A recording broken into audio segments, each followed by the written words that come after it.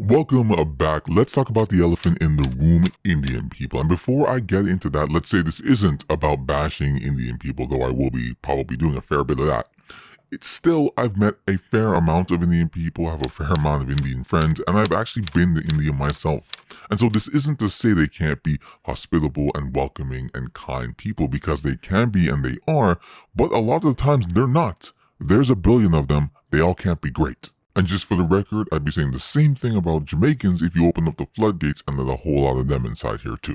But Canada has been taking in way too many, and way too many of the kind that are just here to infect the system, leech off of it, and God forbid, turn Canada into a second India. We have the Pearson gold heist, which has been revealed to be, most of them were Indian, and then there was one black guy, making us all look back. Then we have these two over here. It's a big catch according to the RCMP. A Brampton couple is facing multiple charges in connection to the CRA telephone scam, a scam which has cost Canadians more than $17 million since 2014. This call is from Audit Department of Canada Revenue Agency. The reason behind call is that there is a lawsuit case is getting filed under your name. Now if we don't hear from you, we have to issue arrest warrant under your name and get you arrested. The CRA scam, which is operating out of India. Scamming elderly people out of their hard-earned savings, retirement, and pension. Scamming brand newcomers who just want to make an honest living but don't fully understand the rules and the laws of the country just yet. And of course, Indians on social media are influencing other Indians to scam food banks in Canada. An Indian origin man in Canada named Mehul Prajapati reveals how he gets free food from food banks that are for students at universities and colleges. This is how I save hundreds of bucks every month in food and grocery. All these groceries for this week I got free. This for everyone, all the students. They even have hot food at our university. यहाँ पे most of the universities and colleges में food banks होते हैं, which are run by trusts, churches या फिर non-profit organizations. Let me show you what I got this week. You can take as much as you want. सारे basic fruits and vegetables, bread, sauces, pastas and canned vegetables, which is subject to availability. This has been very helpful to me as a student. Check with your seniors or university websites and you will get the location of the food banks. In the video, he claims he is a student. But in further investigation by Slartsism and other netizens, it revealed that Mehul Prajapati worked as a bank data scientist for TD Canada, earning an average of $98,000 per year. After the video went viral, he got fired from his job. And to top it all off, we have a man who slammed into a bus full of hockey players, taking out 11 of them and paralyzing one of them from the chest down. While many inside are still struggling with why this happened, an RCMP forensic report is painting an ugly picture of how it happened. Jaskarat Singh Sidhu passed 5 signs warning of an intersection before blowing by a stop sign and into the path of the Humboldt Broncos bus. The impact tore the bus into 3 pieces while both vehicles rolled before coming to a rest. Personal belongings and 2 flatbed trailers worth of peat moss were scattered across the road. While Sidhu's semi sustained significant damage to one side, the other was virtually undamaged and the cab largely intact. Meters away, the entire front of the Broncos bus was torn off and crushed, giving those passengers no chance of survival. Though tire marks indicate driver Glenn Dirksen attempted to save the group's lives by hitting the brakes 24 meters before the impact. The report adds Sidhu could have narrowly avoided the crash if he hit the brakes 100 meters before the intersection. This clears up questions that have lingered for the past 10 months. The Broncos bus had the right of way. The sun and other environmental factors did not affect Sidhu. The nearby tree line not enough to completely obscure his view of the bus. Both vehicles were in good working condition at the time of the crash. Cami Kepke, Global News. By the way, our MP, well, Calgary's MP, but our MP, who was also caught cheating apparently in his own little thing, is rallying for this man so that he does not get deported. This guy is going as far as to travel around the country to try and rally support for this murderer. I get that he might have done it on accident, but we do have rules for a reason here. Now, people are really getting on Dougie Boy's case about this, but we know what he's saying and what he's not saying. He's not saying don't come here. He's saying don't come here and make a mess of things. And that's what I'm saying. Everybody should be allowed to come here. Everybody is welcome to come here, but don't come here and make a mess of things. So, Canada is a prime example, as far as I can see, of how not to do a multiculturalism. For the most part, I don't even really think it can work in any country, to be fair, but we're definitely not doing it the right way.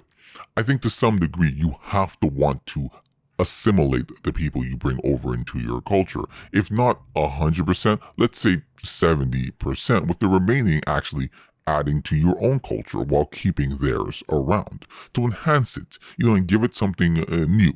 This doesn't mean eradicating their culture, but integrating it. Think of it like a soup.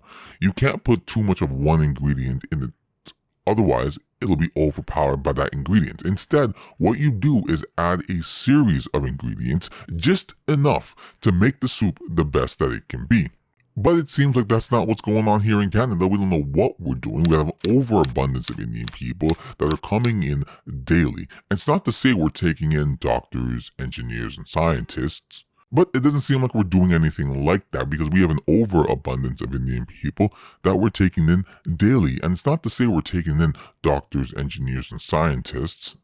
Even when we do, we don't even allow them to practice, so that's a whole nother thing. But I'm a huge, economic immigration fan. But we're taking in anybody who wants to come here, some of which really shouldn't even be here or still be here, some of which have expiring or expired study permits, and then they're choosing to just claim asylum so they can continue to be here and leech off the system some more, until finally we give them another path that they can use, because God forbid we stop stuffing people in here. Now, Americans are going through their own stuff right now with their own immigration problems, okay?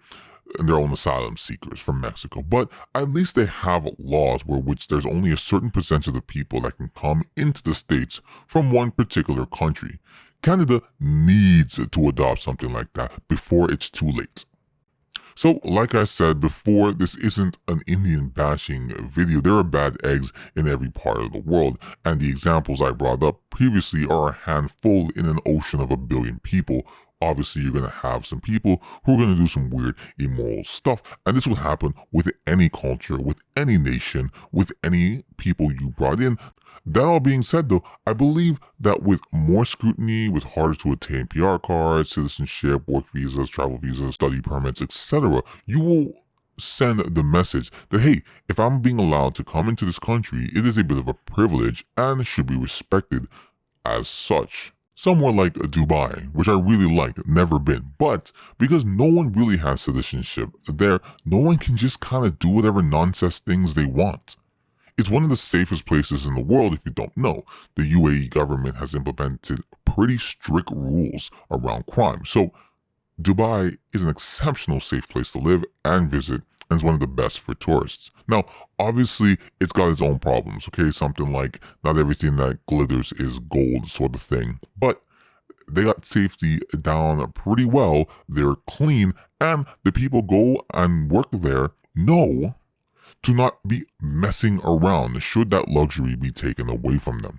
Now, you might think I'm being mean, cruel, a little racist. You're right, I agree, but am I wrong though? They're not known for smelling fantastic. They're not the hardest working people in the world either. Some of the ones I've worked with are lazy as hell. There are others that are hardworking, go-getters, but most aren't. I do believe that in the first world country, that first world status needs to be protected, because honestly, it could have been just luck. Canada just happened to be in the right place at the right time to be a first world country. And therefore, the people who run it don't know what they're doing. It's being taken advantage of. They don't know how to run the country as a first world country, or they're purposely trying to drive it into the ground. You can lose your first world status. You can drop down the same way Germany picked itself up after World War II. China picked itself up after Mao's era. Nothing is saying you can't go down. You can come up and you can go down. And you can start from the top and head straight to the bottom. I mean, Even just take, if you've seen most airports, most security places, they're overrun with Indian people, and it's simply just Indian people hiring other Indian people. Once they get in there, they fill the place with their own people, hardly, if ever, hiring out. And worse than even that, when they hire their own people, they proceed to treat them like crap. They're not even treating them great. They're treating them like caca, like poo-poo. But to give some positive points over here, there are some that are really hardworking, like really hardworking. They got some bomb food, delicious, and they're very money-minded. You know, the money-mindedness is something that a lot of people, myself included, could benefit from. Not spending on things you don't really need. Then there's the same money thing becoming like a super cheap thing. The smell is just a thing that happens to like a lot of them. I don't even get why, like they don't use deodorant, like they know about it, they know it exists, but they choose not to use it. I don't know how that works, if that's like a money saving thing as well. It shouldn't be, just get it. Anyways, the smell thing's a really big sticking point for me. It's really, really annoying. I don't even understand how that is even a thing. Like, if I smell myself, I'm disgusted if I stink. How are you not disgusted? Now, these are not meant to just be like bashing. I know it comes off as that. I'm just trying to state some facts for some legitimate concerns that I think are going to be spreading across the country as time goes on, unless something is done about it. I just think it's a pretty clear illustration on why multiculturalism, without proper restraints and without proper navigation, doesn't really work at the end of the day. And you kind of always have to go with assimilation at what I would say is maybe a 70 to 30% thing, to enhance the culture while keeping cultures of both sides happy. Because I'll tell you what's going to come next. Political power. If they start to outnumber everyone else, they'll become the only votes that matter at that point. And at that point, it's over. Like, comment, subscribe. Let me know down below. Was I being a bit too harsh, too mean? Let me know. And come back for more.